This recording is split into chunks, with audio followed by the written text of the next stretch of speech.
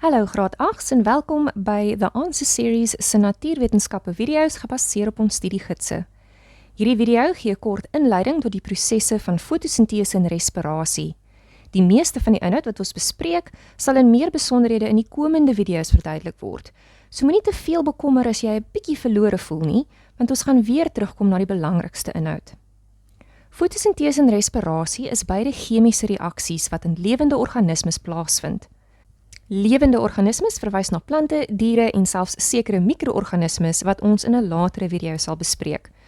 Tydens 'n eenvoudige chemiese reaksie word een of meer stowwe omgeskakel in ander nuwe stowwe. Om iets te bak is altyd 'n goeie voorbeeld van so 'n chemiese reaksie, want die bestanddele word gekombineer om nuwe stowwe te vorm, soos byvoorbeeld twee verskillende koeke. Die stowwe wat aan die begin van 'n chemiese reaksie teenwoordig is, word die reaktante genoem. Dit is die bestanddele.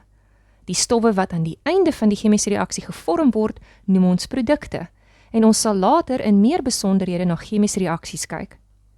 Fotosintese en respirasie is teenoorgestelde prosesse, omdat die produkte van die een reaksie die reaktante van die ander vorm.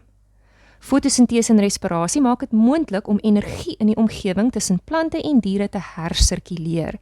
Kom ons kyk nou hoe hierdie prosesse dit doen. Hierdie diagram wys die belangrike verwantskap tussen fotosintese en respirasie. Onthou dat ek gesê het dat hulle teenoorgestelde prosesse is? Die reaktante en produkte word tussen hierdie twee chemiese reaksies gesirkuleer, sodat energie binne die omgewing herwin kan word. Ons gaan kortliks deur hierdie diagram werk, maar ook gereeld daarna terugverwys, soos ons deur die videoreeks vir hierdie onderwerp beweeg. Fotosintese vind slegs in plante plaas.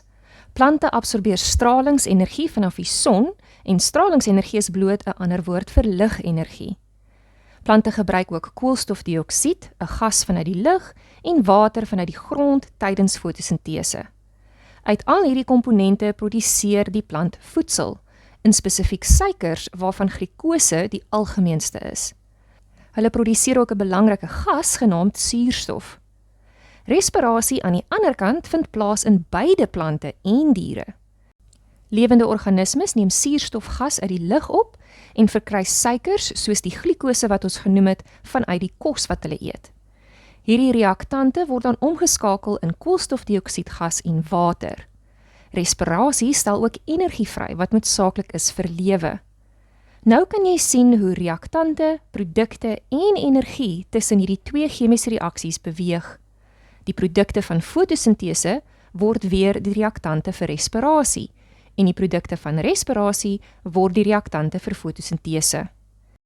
Die stralingsenergie wat deur die son voorsien word dan ook omskep in 'n bruikbare vorm vir lewende organismes.